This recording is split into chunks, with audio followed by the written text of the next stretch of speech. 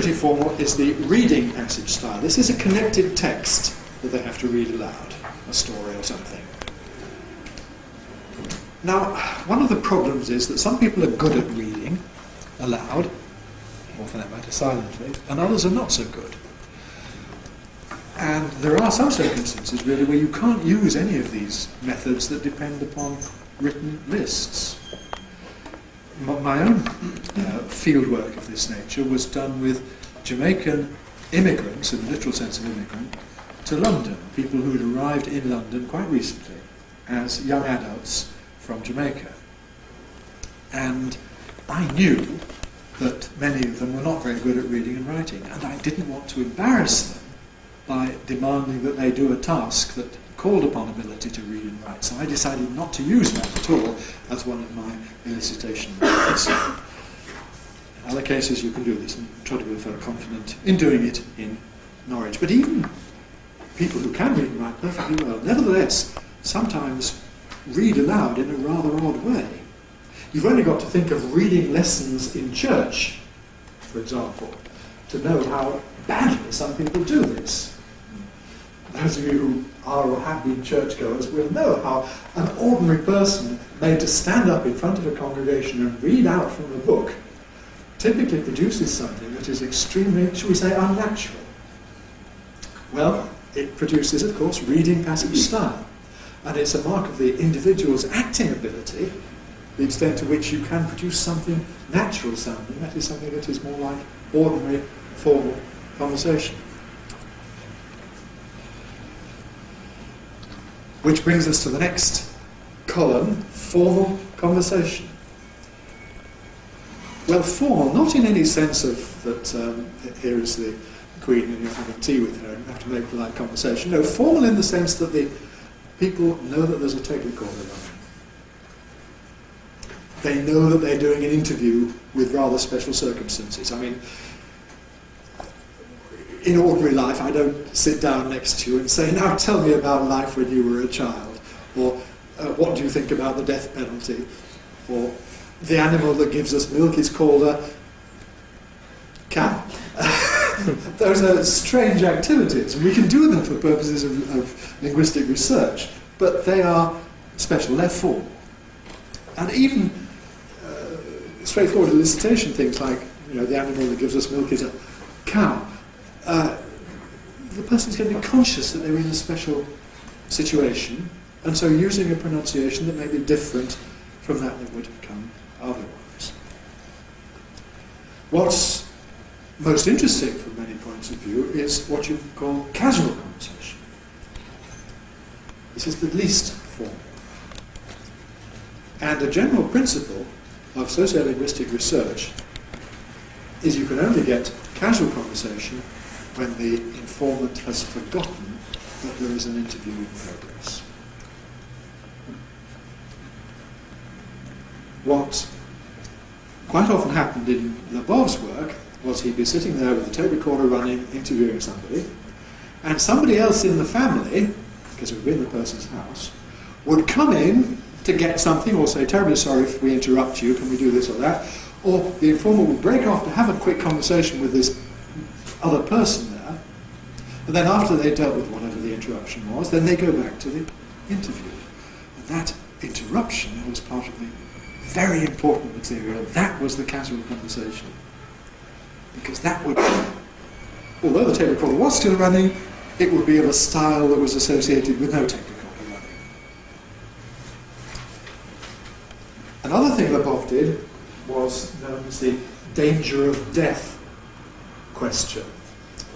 He was doing this in New York City, and he would say to the informant, now, can you tell me, were you ever in fear of your life? And in New York, people usually could, and they would start telling about how they were mugged or this or that. The person would be very tied up in this story of what had happened to them. They'd forget the circumstances where they were, and they forget about the tape recorder, they get so involved in the story. And so that was another way of eliciting this casual conversation. When Trudgill started in Norwich, he read all of Lebov's research, he thought, I must do this here in Norwich. But he found that asking people in Norwich, have you ever been in fear of your life, the answer was always no. Life is much more tranquil in Norwich. And so he had to drop this formal question and find something else to do. Nevertheless, asking people their views about local politics, for example, about whether a new road should be built at such and such a point, or what they thought of the chances of Norwich United football team, that kind of thing would often get this casual style of listening when the person would become very interested and enthusiastic about what they were saying and switch to this casual conversation. Well, we've got these different styles there. Other people have done the same sort of thing with various modifications. What do we see looking at the figures? Again, a complete array of possibilities, from 0% alveolar in the middle class word lists, and indeed the lower middle class word lists, also the middle class reading passages, all of them with 0, down to 100% only for the lower working class casual conversation. So even the lower working class, when they were answering questions in the interview, did have 2% of the velar forms. Now, what of course you have to be very careful about here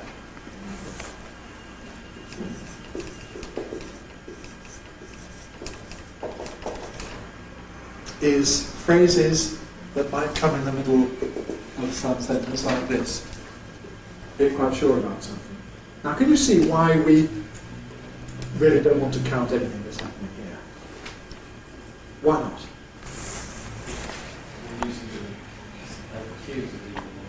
Well, Q is a curve, of course, yes, and therefore, even if it were an N, it would be, what do we call this? Assimilated, a place. This is like saying red bus for red bus. So, an assimilated alveolar is going to sound identical with a velar, which is going to skew our figures, because probably we'll get a very high number of velars in that position. Because even those who, as it were, think of this as an alveolar and normally say beard, may assimilate before they occur. So we usually exclude those from the count. You always have to bear in mind this sort of thing when you're doing calculations of this kind. Right, so much for that. Let's move on to bird and blade in New York City. In certain words where we have in English, New Yorkers can have a diphthong of the kind I. This applies where the is not at the end of a morpheme. It is followed within the morpheme by a consonant. So we're talking about words like a, bird, nurse, first, certain, permit. We're not talking about words where the comes at the end, as in stir, her, occur, or their derivatives occurred, stirred, occurring, stirring. And in this first group, this group A, you've got a kind of competition in New York between the traditional local form with this diphthong, this diphthong, bade, nice, feist, Satan, playing it, and a new form which sounds much the same as what most other Americans use, namely an so bird, nurse, first, certain, permit. I don't know if you've ever heard this variant. Can you think of any public figures that you can think of who might use it and they're using it? Probably Groucho Marx is the most frequently seen nowadays. Groucho Marx does this all the time, with no sense of embarrassment or being funny at all. It is his normal pronunciation the first time I saw you. First time. Of course, other Americans do rather laugh at it. And that's why, perhaps amongst other things, that's why it has receded and is being replaced by first. Well, what Lebov did in the study that I summarise here is demonstrate how the difference is associated with age. Well, this research was done 30 years ago, and this is the age that people were at the time, and you can see the percentage of ÖI forms in running speech from his informants. For those who were then aged 60 or more, who are, I suppose, mostly dead now, it was 100%. That was the Groucho Marx type first.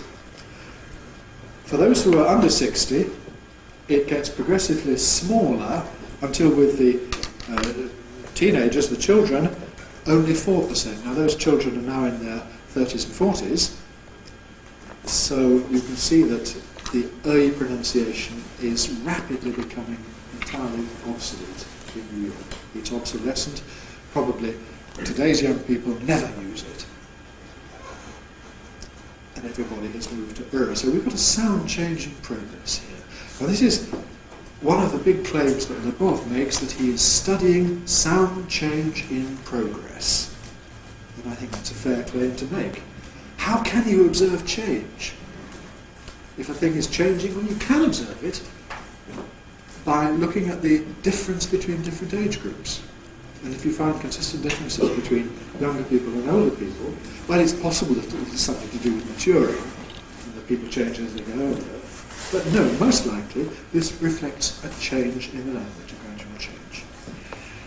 So here is this sound change in progress in New York City, whereby the traditional New York ÖI disappears and is replaced by the standard General American We've had a Leboeuf-style study quite recently in Milton Keynes. And there's a press report, a fairly accurate press report, on the rear of the back of your page. Now, perhaps not everybody knows where and what Milton Keynes is. So, Alan, can you explain to the foreign students what Milton Keynes is? It's a new town. It's a new town, right. What does that mean? Didn't have any population, it was created from zero. Yeah? The point about being a new town, of course, is it doesn't have a traditional local accent. The population came in from, well, mainly from the London area, but also to some extent from other parts of the country. It's about halfway between London and Birmingham. So, linguistically speaking, it's sort of halfway between what is clearly part of the south and what is just about part of the north. And the big question is, what do the children there do in their pronunciation? One of the things that's very clear, you see, is that the biggest influence on children is not their parents. I mean, all right, you made these points about role models and so on, but the most important influence on everybody's pronunciation, it appears, is your peer group. The other people of your own age that you hang around with. We talk like our peer group. Why? Because we want to fit in with them. If you strikingly speak differently from your peer group, you are distancing yourself from them. You're saying, I don't want to be part of you. And because we're social animals, we don't do this. On the contrary, if you talk like them, then you're saying, I belong, I'm one of you, I'm one of us.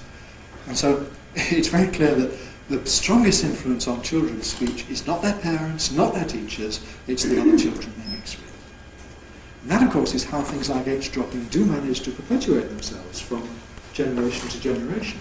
Because if you have a peer group who drop their H's, and you rather insistently don't drop them or pronounce them because the teacher says so, or because your parents say so, well, to that extent you're distancing yourself from those who you'd otherwise belong with. Well, maybe you want to redefine your place in society, and there's always a certain fluidity about this. Maybe it's not just your peer group that you actually do belong to or come from, but the one that you aspire to. And then changing your speech to fit in with the group you aspire to is also a good way of trying to integrate yourself with them. Okay, so what do these children then do in Milton Keynes? They come from various different backgrounds, they don't have a pre-existing local accent to fit in with, and that was investigated by Paul Kurzweil of Reading University. I just point out on the bottom of our handout on the other side one of the interesting variables investigated, which is the pronunciation of the vowel in words like coat and moan. Don't know.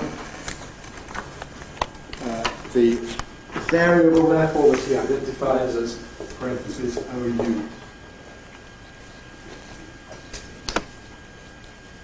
Well, the point here is that among the parents, we've got people who come from all over the country. He was looking at school children. Some of these parents might be Scottish and say, I don't know, or from the north of England and say, I don't know, or I don't know, or things like that.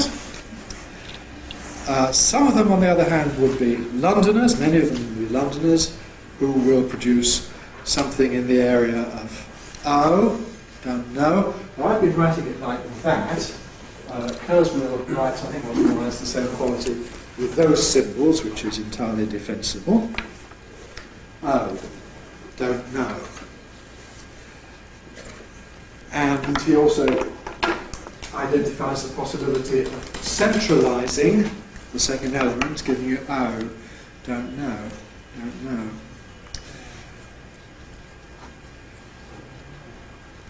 And those he groups together as 0 and 1 variables.